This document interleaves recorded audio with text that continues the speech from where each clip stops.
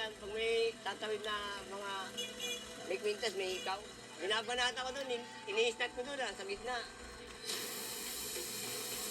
Dito na rin nakilala ni Nugnog ang kanyang live-in partner na siyang naging ina ng kanyang dalawang anak. Pati asawa ko po, snatcher. Nagkakilala kami dahil dyan sa ano na yan, pagnanakaw. Parehas na po kami nagbago. Marami nang nabiktima si Nugnog at naglabas-masok na rin sa loob ng kulungan. Maraming beses na po ako nakulong.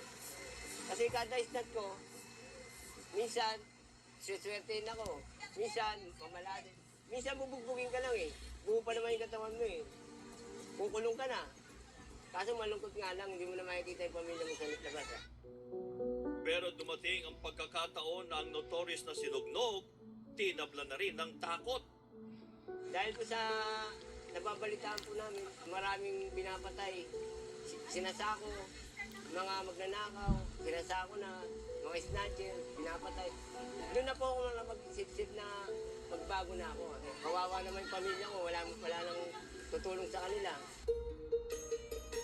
Mula ng talikuran ni Nugnog ang dating masamang gawain, nagsimula siyang magbanat naman ng buto.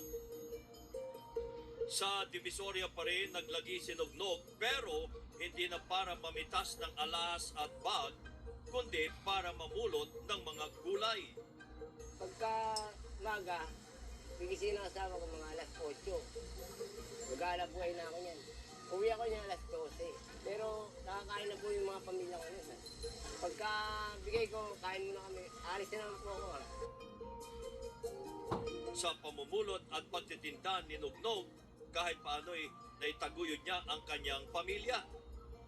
Napag-aral ko nga eh. Dahil sa kamatis, ako yan, sibuyas, pamumulot.